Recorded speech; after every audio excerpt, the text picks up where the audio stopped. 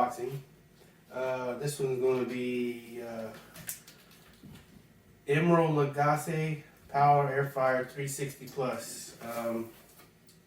When I got this, I was looking at reviews and didn't realize that there was actually a bigger size than this one. But since it's just me and 2 kids, I figured it'd be big enough for, I'm looking for a knife. I had one somewhere. Big enough for just me and them. So let's open it up. Let's check it out. Now with this one, I've seen other reviews. It seems like it takes forever to cook anything. Like 30 minutes to cook French fries. Now I'm a bit skeptical about this one because actually I've never owned an air fryer or a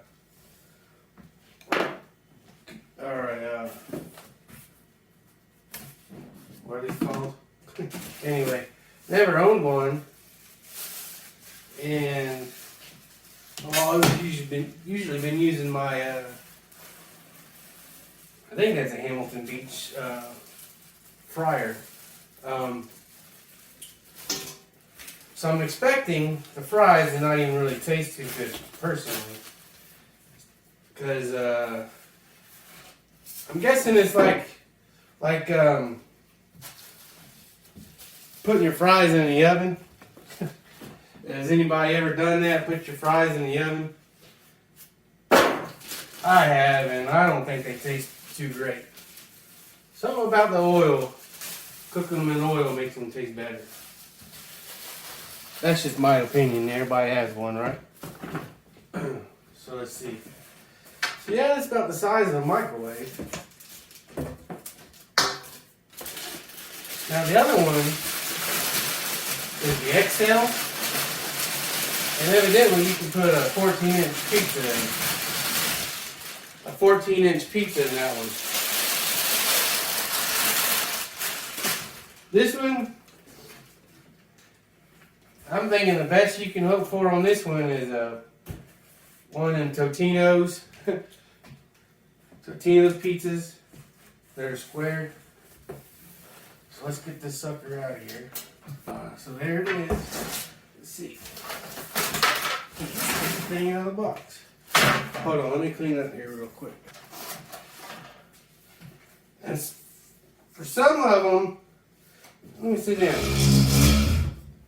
Make it easier and probably get to see me better. Not that you really want to see me, but. So instruction manual, and nope.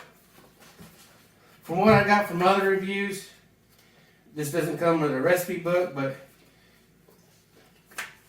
when I start Googling around, searching on the internet, you can easily find recipes on how to actually, when to cook it, what temperatures, all that kind of good stuff. So let's see, instructions. So let me look at these instructions and I'll come right back. So I want to show you what I'm replacing this with, trying to replace this with. I'm not too sure that I'm going to. We'll see how it works.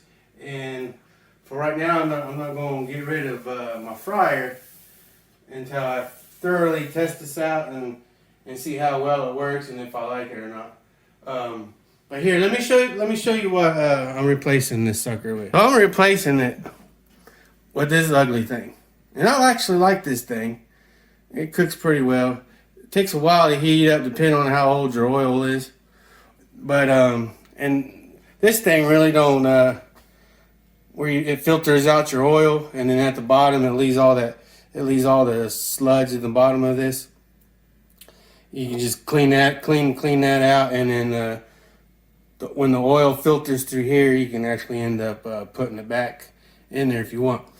But problem with this thing is, especially in my home, is you see that? I have had this thing for probably about a little over a year. This thing is a beast to clean. I mean, it is just. I sat there with a Brillo pad and a scraper. You're just not gonna get all that oil off. And the problem is, right above here. Let's see. You can see that. See, where is it? Right here. So, because of how my kitchen's set up, I don't really have any place to put it. But I got oil splatters all over. All over. And I'm tired of that. Plus, I want to get white cabinets in here, and you know, that is definitely not going to work. So, but this is what I'm, hopefully, if it works out well, I might replace this. That way, I ain't gotta worry about all the oil splatters and stuff, especially on the counters. And I got my pop sitting there in between the fridge to kind of help keep the splatter away. Plus, you know, I'm lazy, so all I gotta do is take pop and, you know, put it in there. But enough about my refrigerator. This is about the oven. So let me get this out of the way. And then I'm going to clean the oven. I'm going to clean the oven with a little mild soap and water and oh God. And then we'll get to seeing about cooking with it. All right. Okay, guys. I got it cleaned out.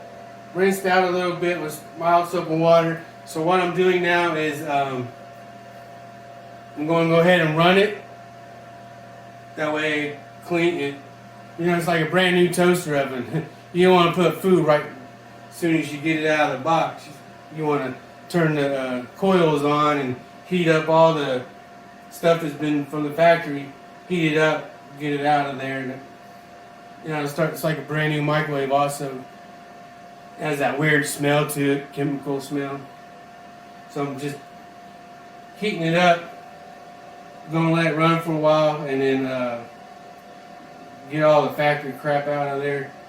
And then we'll start cooking with it.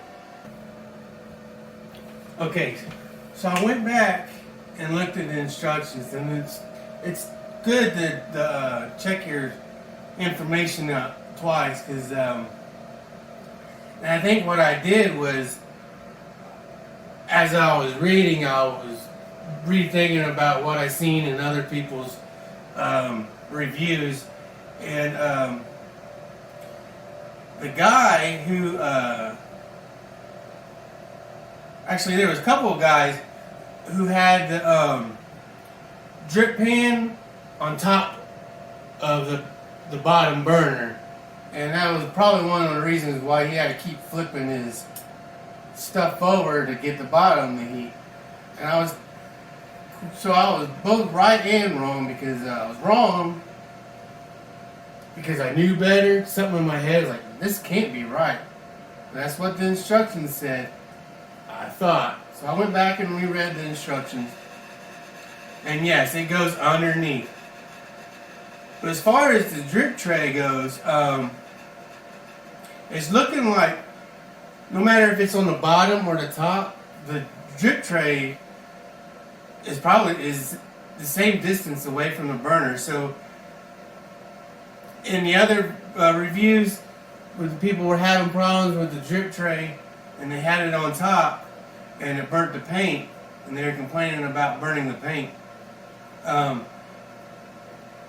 it really doesn't matter, because from the top, putting it on the top, putting it on the bottom, it really don't matter, because it's the same distance. So the bottom of theirs got burnt, and it burned off the paint, so I'm expecting that now, even though we put it underneath the bottom burners, that it's still going to burn the paint off the drip tray. So if you're real picky about your drip tray, maybe you don't want to clean it or put it in the dishwasher, maybe you want to keep it in good condition.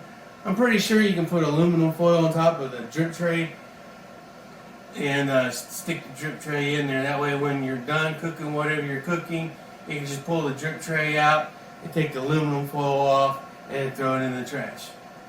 So, yep, it's still cooking, and it looks like they're about almost done. So we'll give it a few more minutes and then we'll come back and look at it again. Alright, so I went ahead and I put a few fries in there. This one is the one I'm kind of skeptical of because, like I said before, if you ever put your fries in the oven, it just doesn't taste the same as frying, putting them in the fryer. So I'm pretty sure this is going to taste just like putting in your fries in the oven, but we'll see. I might. If it doesn't turn out like I believe it's going to taste like getting them out of the oven. And so if it turns out that way, I might spray a little butter on there or something just to give it a little bit of fat on it. I mean, just give it that taste because, like I said, I really don't care too much for baked fries. I mean, they're called fries for a reason. Speaking of, I'm pretty sure this is going to work pretty good for a baked potato. So we'll give it a few, let it work, and we'll come back and we'll check out and see how it works.